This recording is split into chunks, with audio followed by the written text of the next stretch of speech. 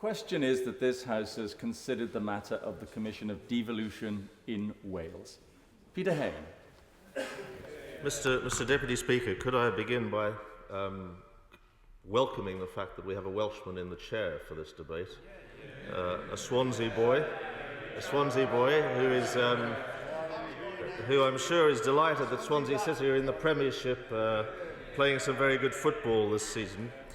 And Mr. Deputy Speaker, just for the record,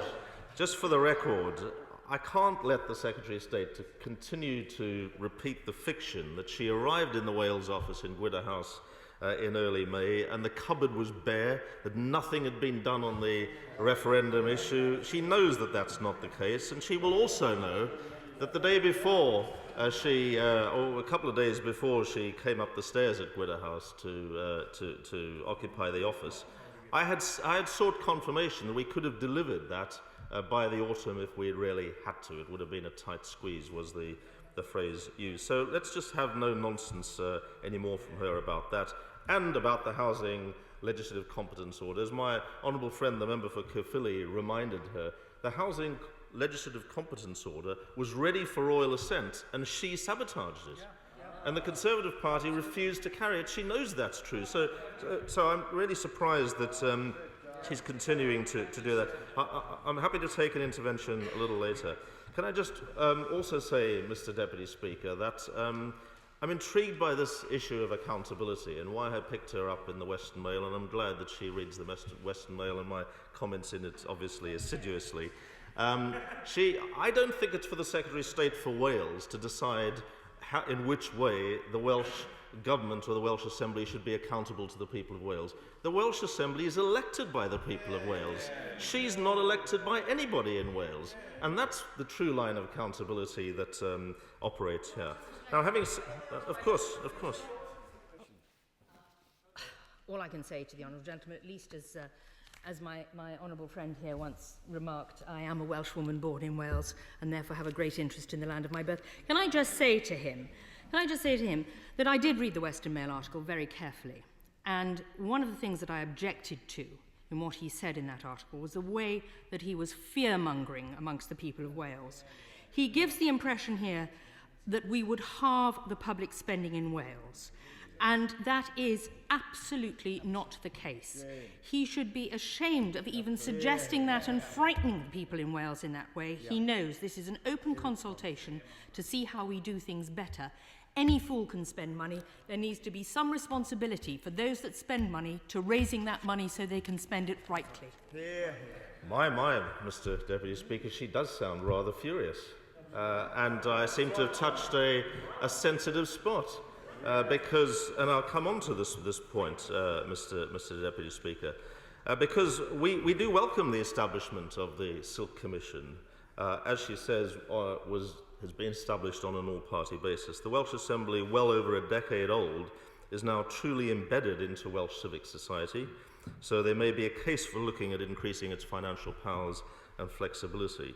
As the First Minister, Carwyn Jones, has indicated, devolving stamp duty, aggregates tax, and new borrowing could be advantageous to the Welsh Government and indeed to the people of Wales. And I agree with the Secretary of State that Paul Silk is a very good choice for this task, a distinguished clerk in this House before he became the first and even more distinguished clerk of the Assembly. And I welcome what the Secretary of State has said about wanting to go forward on a consensual basis. It's important that any bill emerging from the work of the Silk Commission is born out of consultation and consensus, unlike the parliamentary voting system and constituencies bill or the fixed-term Parliament bill, which were forced on Parliament with little or no engagement with opposition parties, the public, or interested groups and experts. Of course. Can I just put the record straight? As the right honourable gentleman knows, I gave every Welsh MP the opportunity to meet with the Minister on an open-ended meeting, and this PVSC bill was debated on the floor of the House for 53 hours and 40 minutes. There were plenty of opportunities for members to contribute. Just say to the Secretary of State, when in a hole, stop digging. because she knows that she denied the opportunity of a Welsh Grand Committee requested by my right honourable friend, the member for Torfaen, and the right honourable member, the leader of Plaid Cymru, the member for Meirionydd. They asked her for a Welsh Grand Committee debate, and indeed every member of the Welsh Labour group certainly and other members wanted one as well, because Wales is being savagely penalised by this bill upon which there was no consultation at all. Of course. I thank the honourable gentleman for giving way. As someone who was here in this chamber for, if not all, certainly most of those 54 hours of that bill that the right honourable lady has just referred to, does the Shadow Secretary of State not accept that that bill, in changing the parliamentary boundaries, affects not just Wales but the whole of the United Kingdom, and matters that affect the whole of the United Kingdom, including Wales, have to be dealt with in this House? Of course it has to be dealt with in this House, but the impact upon Wales received virtually no debate. It received virtually no debate, indeed. And the Secretary of State, in rejecting a Welsh Grand Committee, Mr. Deputy Speaker, there's clearly a lot of sensitivity on the Conservative benches on this matter. I'm not surprised, because the Secretary of State, in rejecting the request for a Welsh Grand Committee, to discuss the fact that Wales is suffering a cut of 25%, a quarter of our representation, which is going to affect a lot of parties and communities in Wales. That was never debated properly, and therefore, can I just make one other point, which reflects, if I'm allowed to finish my point in response to his colleague earlier on, the other point that I wanted to make is constitutional matters like this, in particularly parliamentary boundaries, have traditionally always been on a basis of consensus. This is the first time a politically partisan rigging of the parliamentary boundaries has been introduced in this House and forced through. I'll give way to my honourable friend. I thank my right honourable friend for giving way, and in learning the lessons in terms of the Silk Commission and the way that operates, it is a very pertinent point, Mr. Deputy Speaker, because what we can't have is debate like this one here today, where none of the voices are heard. The Right Honourable Lady has made the point that she wants these to figure as part of the work of the Silk Commission. That didn't happen in the Boundaries Review whatsoever. None of the Welsh concerns were heard, none of them were acted upon, and it was a travesty in terms of democracy. Agree. Order. I do think we're now straying off the Silk Commission. I think that was actually intimated by the intervention there by Hugh Ranker-Davies. So could we get back onto the Silk Commission, please? Mr. Hay. Indeed, Mr. Deputy Speaker, I'm happy to, and I won't be led astray anymore by interventions from the opposite benches on this matter. The previous Labour government, recognising the call from the majority within the Scottish Parliament, commissioned the Calman report to instigate a serious and thorough analysis of how a new settlement in Scotland might be achieved. Crucially, this was based upon cross-party consensus, expert analysis, and real engagement with the Scottish public. It's I will in a minute. It's fundamentally important, and I'm encouraged by what the Secretary of State has said in this respect. It's fundamentally important that this government adopts a similar approach to Wales, because in truth, I'm deeply suspicious of the real Tory agenda that lies behind the Silk Commission. The Commission's terms of reference state that any devolution of powers must be consistent with the United Kingdom's fiscal objectives. Can she explain what is meant by that? In drawing up these terms of reference, I did wonder if the Chancellor and the Secretary of State, together with others involved, were thinking of Switzerland, which has a highly federalised and separate tax system in its various cantons, and which demonstrates how such a system can lead to lower public expenditure. Not a model we desire or will accept for Wales. Silk must not become an excuse for this right-wing government to offload its financial obligations to lower-income parts of the United Kingdom like Wales. On that very point, will my honourable friend accept that given that gross value added in Wales is 74% of the UK average, and therefore we've got a lower tax base to tax from, in the event that we had the equivalent of the Scotland bill, where 10 points of marginal taxation was passed over to Wales, would you accept that if that extra 10p was raised in Wales, because we've got 74% GVA, we'd end up only only raising 74% of the money. We could end up with 20p taxpayers contributing only 17.5p, and this may be one of many methods to try and reduce the amount of public expenditure going into Wales and saying, oh, don't worry, you've got tax-raising powers, you'll be all right. My honourable friend, the member for Swansea West, makes a significant point, and I think that in its deliberations the Silk Commission will need to take account of the point that he's made. Secondly, Mr Deputy Speaker, of course, yeah. Really grateful to the Right Honourable Gentleman for giving way, but he asked me a direct question and I thought I'd just give him a direct answer.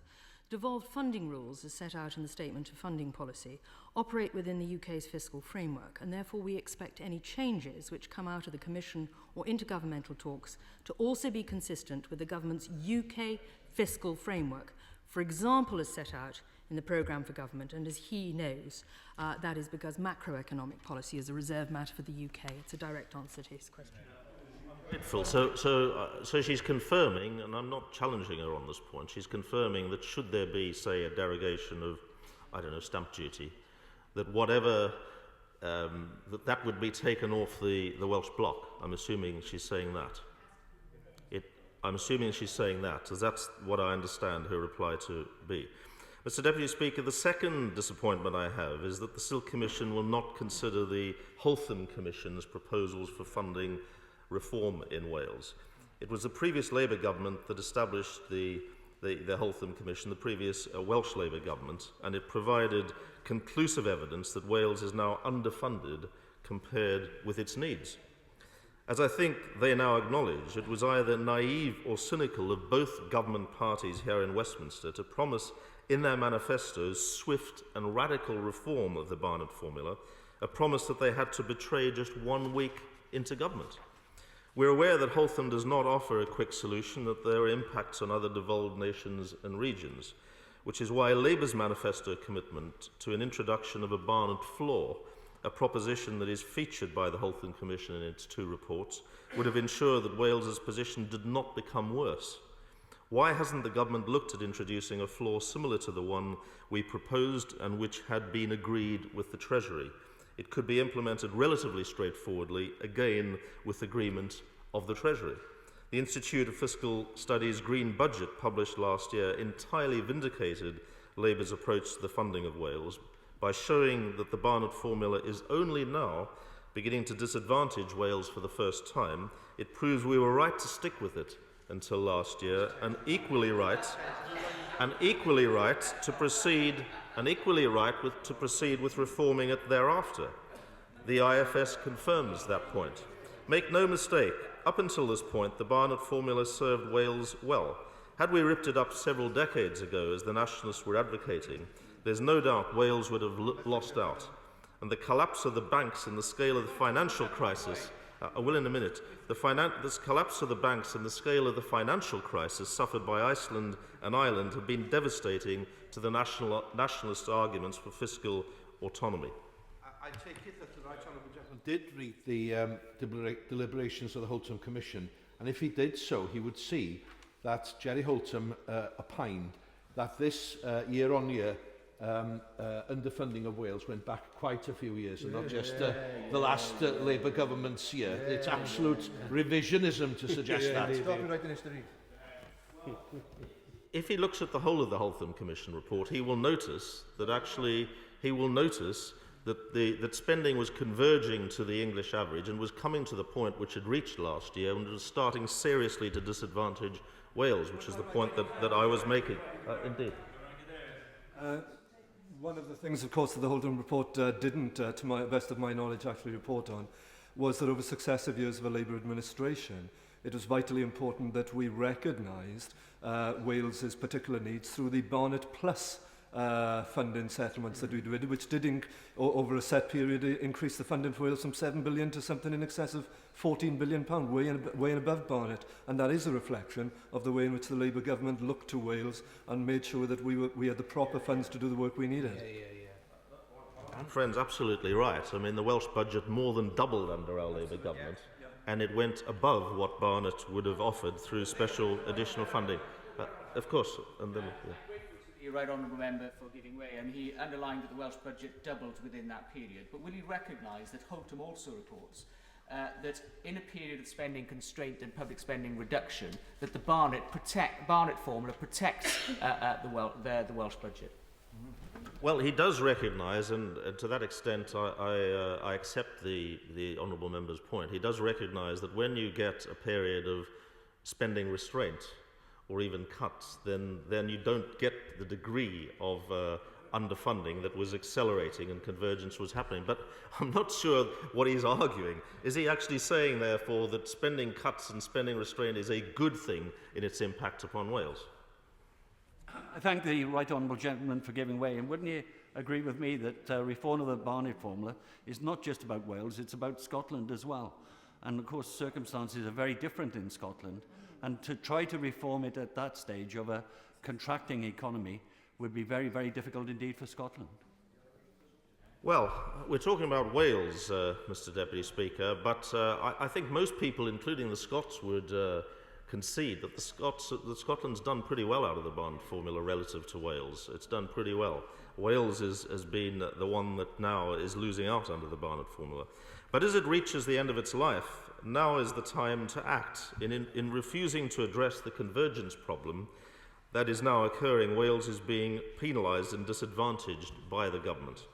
We always acted responsibly and in the interests of Wales, and we're the only party with a deliverable fair funding plan for Wales. Silk cannot be used to let the government off the hook on Barnett. So whilst we're open to the idea of Wales raising some of the money it spends, I will in a second, some of the money it spends, perhaps as the First Minister has indicated, as stamp duty and aggregates tax, for example, it must not be at the expense of a needs-based settlement, which is vital for Wales.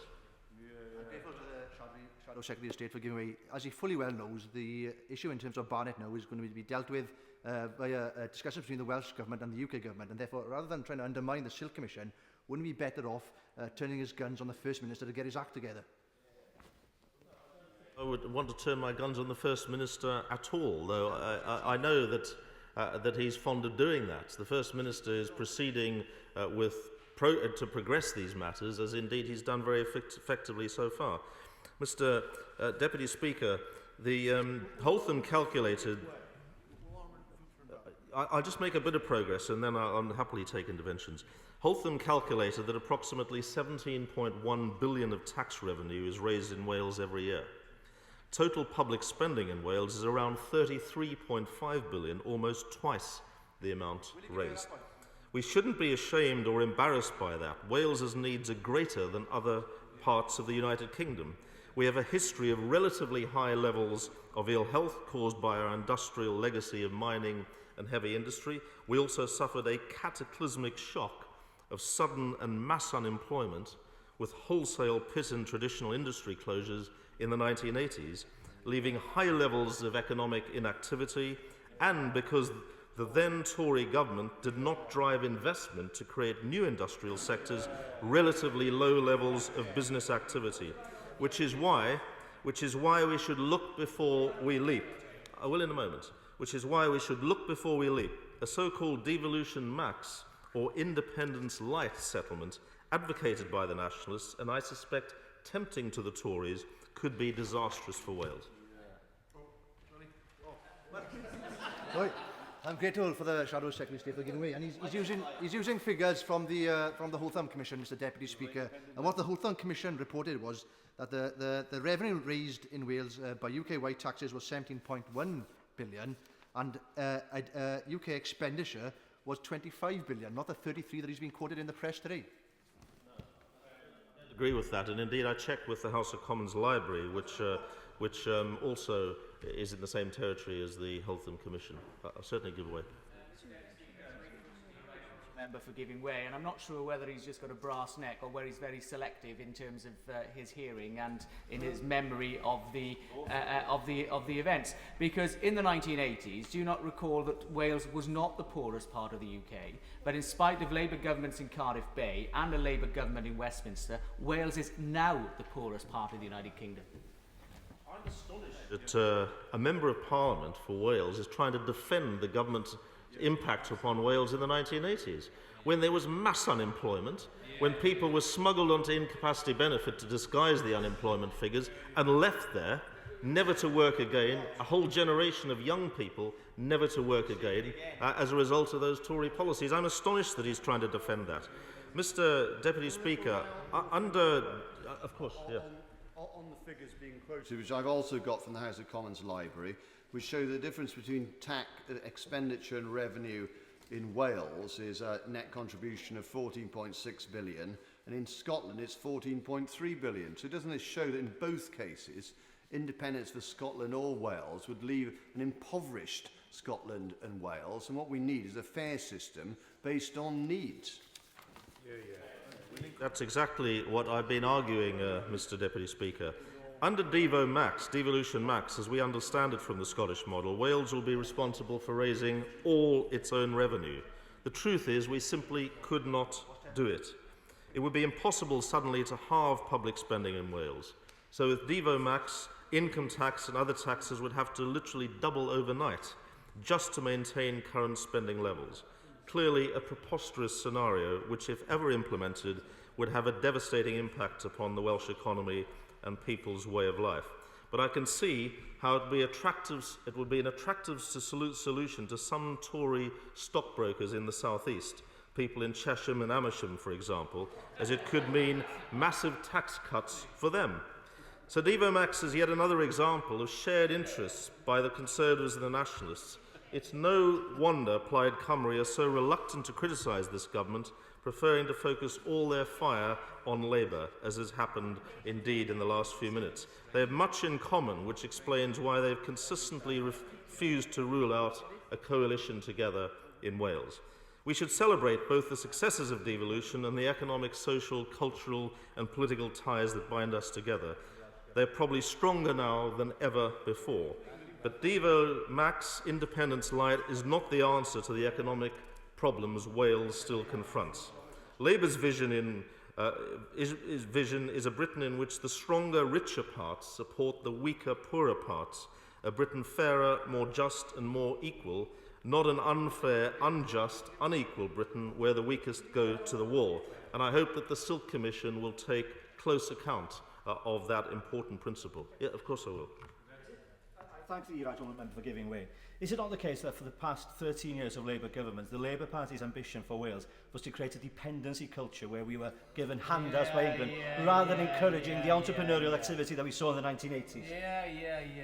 Mr. Deputy Speaker, if that nonsense was true, why did we have record employment under our Labour government? Why were there more jobs in Wales than ever before in our history under our Labour government? Why were there higher levels of business activity under our Labour government?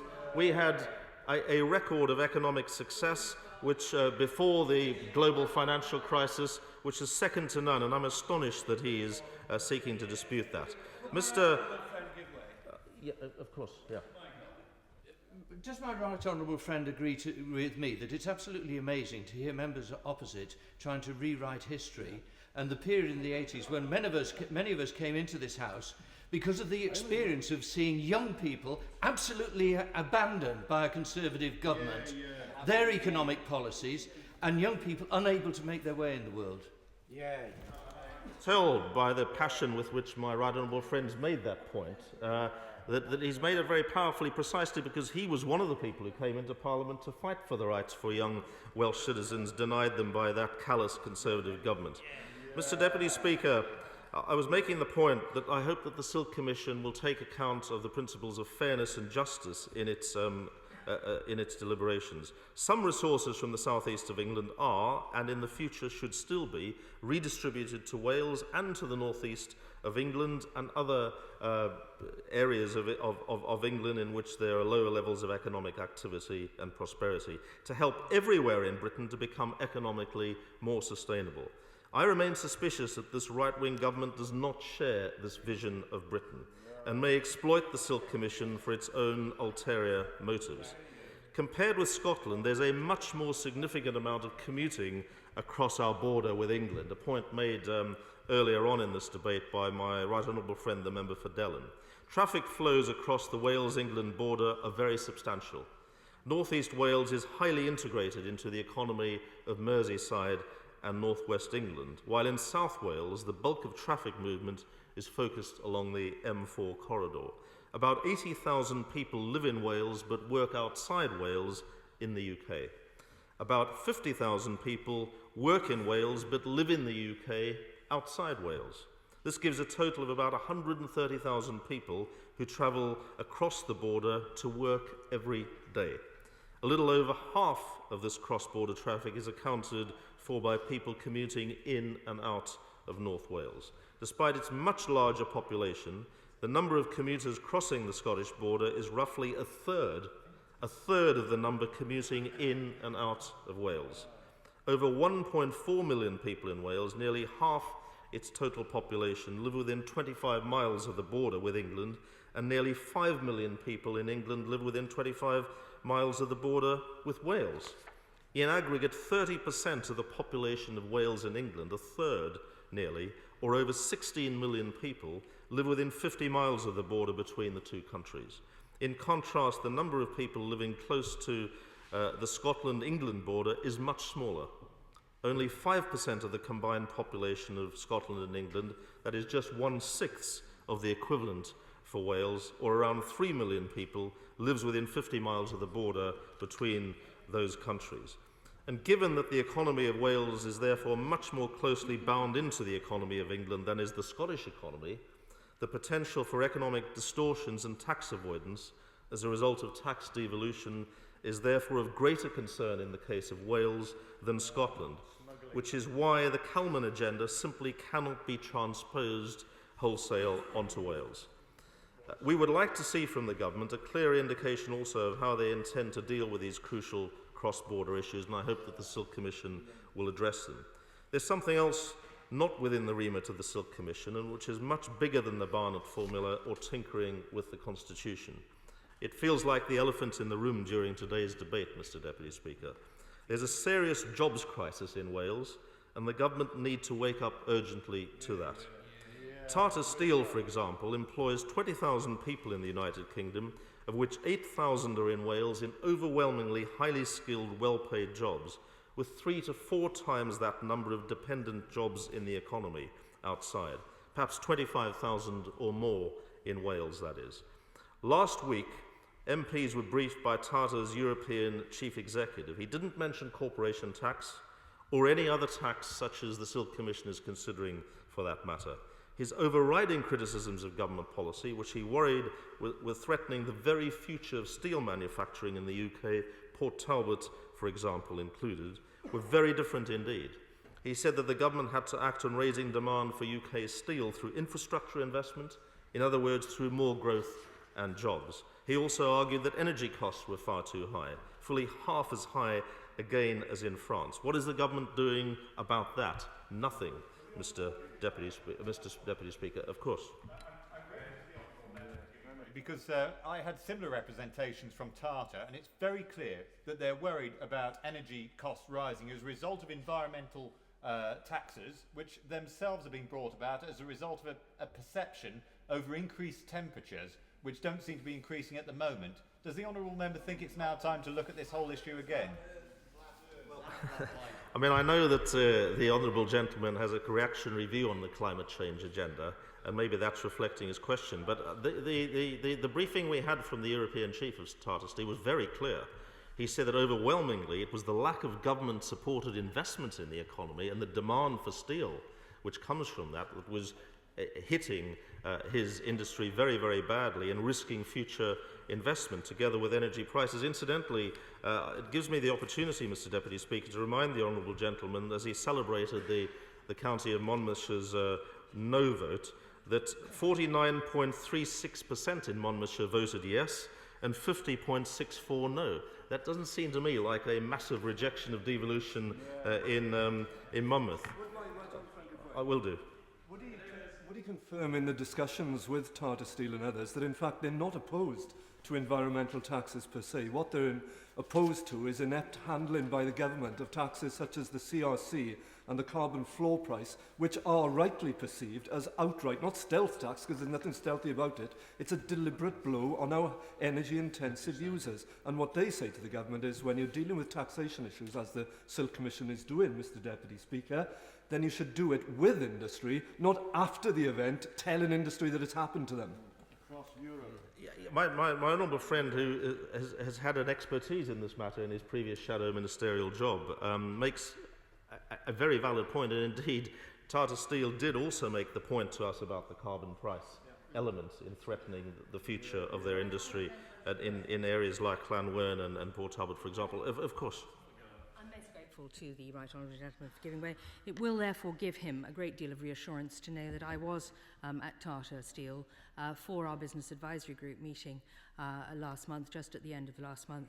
And I was able to have long discussions with them, and I am sure he wouldn't want to cause any anxiety to the workforce, because I was pleased to know that the long-term investments continue to be made by Tata Steel, and of course that they welcome their very good relationships and exchanges with my other colleagues in the Cabinet on matters pertaining to the success of that business.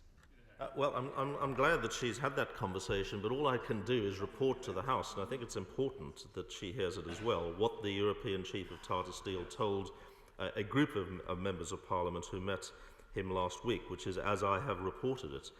And he wasn't concerned about any of the issues to do with the Silk Commission, as we are in this debate this afternoon. And I think it's important that the government recognises that it shouldn't be ignoring these economic realities and flirting with tax devolution, for example, devolving corporation tax, when that's not even on Tata's agenda. And in respect of investment, the Tata Steel European chief pointed out that the new and welcome investment at Port Talbot may well not have been made had he been aware of the climate into which the company is now going as a result of this government's economic incompetence, which is damaging steel production.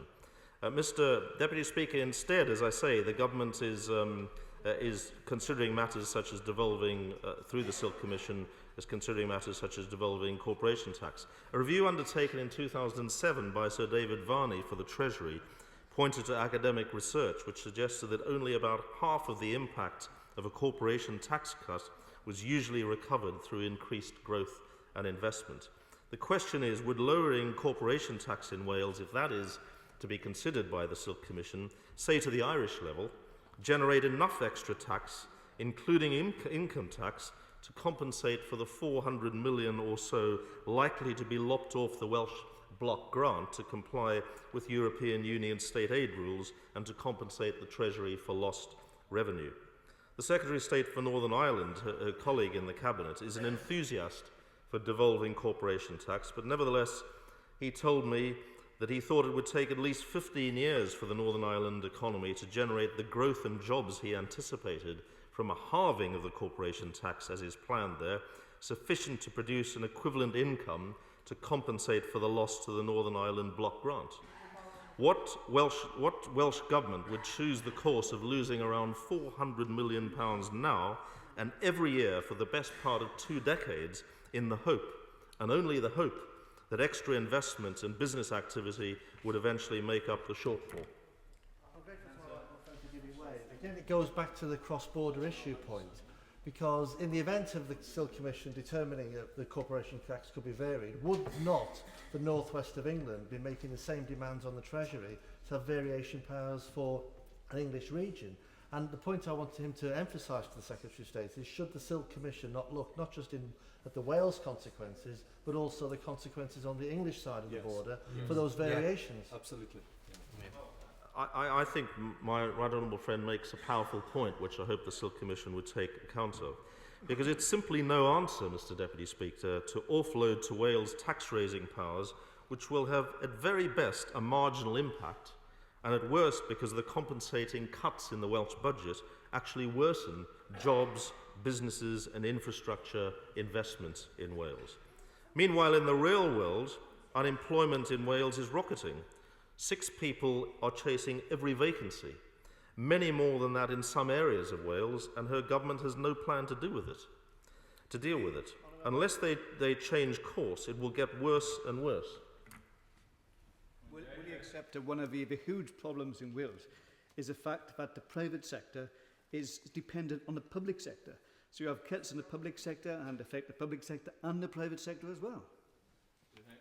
Absolutely, and I've had many discussions with businesses in Wales that have been severely damaged and some even threatened with extinction and bankruptcy as a result of the public spending cuts, because they depend for their activity, whether it's providing services or in procurement or whatever, on the public purse.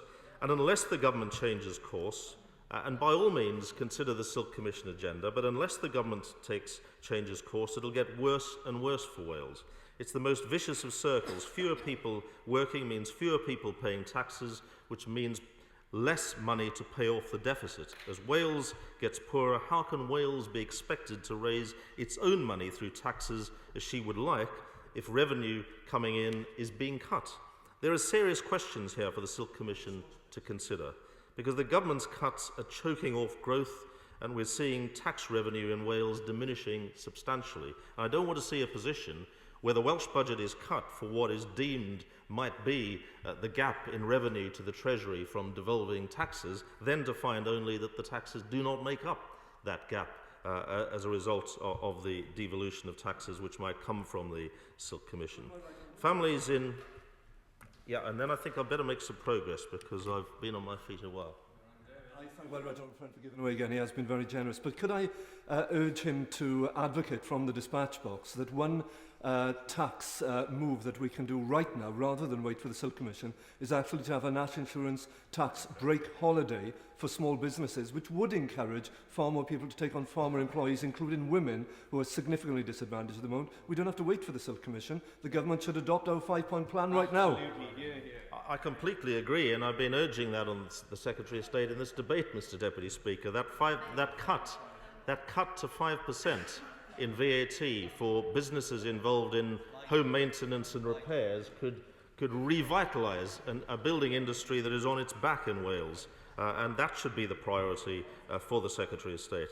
Mr. Deputy Speaker, families across Wales are struggling with rocketing food prices, electricity, oil and gas bills, worried about their jobs and their children's futures. Far from being a safe haven, our recovery was choked off last autumn, well before the Eurozone crisis, and our economy has stagnated now for over a year.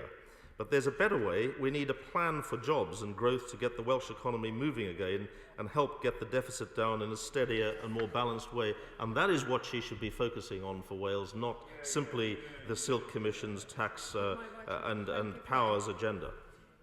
Thank my right honourable friend for giving away, because he has been very generous. And can I agree wholeheartedly with him, because what my constituents want more than anything at the moment is for this government to come up with some kind of strategy on jobs and growth, which is urgently missing. And would my right honourable friend agree that the establishment of the Silk Commission, whilst a great thing in the long run, shouldn't deflect in any way from the urgency of the situation at the moment? Yeah, I completely agree. Yeah, and I couldn't have put it better myself than my honourable friend. And I hope, therefore, that the Silk Commission will consider the context in which they're operating and consider very carefully, if they are to advocate some tax devolution, as I think would be sensible in some respects, that they consider the wider picture and the impact upon the lost revenue to indirectly to the Welsh budget.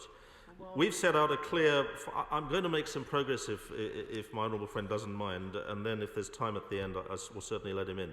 We set out a clear 5-point plan to create jobs, help struggling families and support small businesses in Wales. Our jobs plan includes tax breaks for small businesses, taking on extra workers, a temporary VAT cut which would give families a boost of around £450 a year, and a tax on bank bonuses to fund jobs and training for young people. And I'd urge her government to implement it alongside the work of the Silk Commission. If the Chancellor comes to the House with a plan for growth like that, we will support him. Thanks to devolution, Wales is showing there is an alternative. The Welsh Jobs Fund will provide 4,000 job and training opportunities for 16 to 25-year-olds each year, an extra 500 police community support officers for safer communities, and support for Welsh students so they do not have to pay higher tuition fees. Labour's First Minister Carwyn Jones is proving that though cuts are unavoidable, cuts do not have to be allied to the chaos of a privatisation plan for the National Health Service or for a plan to close down opportunities in our universities, and with the greatest hypocrisy of all, the simultaneous devaluation of vocational education, while at the same time making it even harder for young people who leave school for work ever to get a job. So, of course. I'm very grateful to the right honourable member for giving way.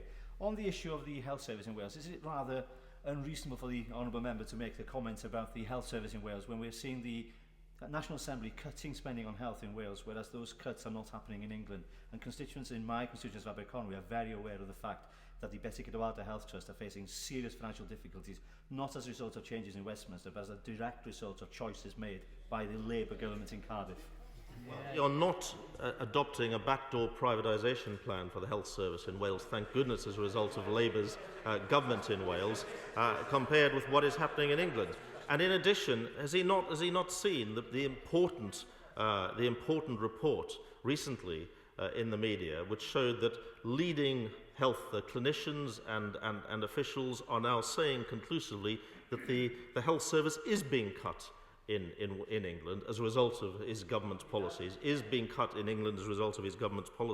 And what is happening in Wales to all services? They're having to be reduced. Of course they are. Why does he think that is? It's a result of the government's programme of cuts that he supports.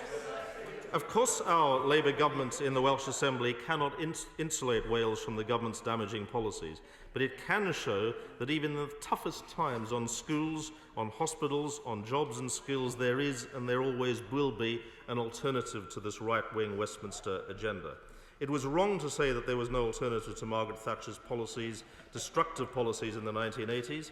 That was paid for by hundreds of thousands of people across Wales in lost jobs, futures and even, yes, with their lives as the government systematically undermined the National Health Service. In Wales, thanks to devolution, we can protect ourselves a bit, just a little, from the consequences of Tory liberalism. It's not full protection, it never could be, but it makes a difference, a real difference, a Labour difference, between the people of Wales who voted for the only party committed to standing up for Wales, the Labour Party. Wales is an example, Mr Deputy Speaker, to the rest of the United Kingdom about how devolution works as it should do. We have in Wales a new devolution generation led by Cywin Jones, a new generation who are not Devo-sceptics or nationalists, but Devo-realists, at ease with devolution and recognising the benefits of empowering people. The strength of Welsh devolution is a testament to Labour's achievements in office. We shouldn't forget that the Prime Minister and the Secretary of State tried to stop it from happening. They both stood on an anti-devolution platform as Tory party candidates in 1997. They both voted against the 2006 Government of Wales Act, which I brought in as Secretary of State, and which delivered the full lawmaking powers now enjoyed by the Assembly. Now in 2011, we will not allow them to use the Silk Commission to diminish the devolution project or cut Wales adrift to appease the Little Englanders on their own benches. We will give the Silk Commission a cautious welcome, but we're suspicious of the government's motives, as are over 130,000 people in Wales now out of work, desperate for her focus to be on jobs and growth, not on contriving devices to abandon her responsibilities in Wales. For us, devolution has always been a means to an end. Labour's never fought elections solely on the issue of constitutional change. That would be a diversion from the real task which at this moment, above all, requires taking a stand on the side of the people in the face of the most reactionary government since the 1920s. Our vision for Wales is not one of defence of the status quo. Our stance is one of modernisation and progress, even facing the most difficult of policies inflicted on us by her government. We urge the Silk Commission to join with us in standing up for Wales and not be seduced by this government's real agenda of hiving off its obligations to Wales.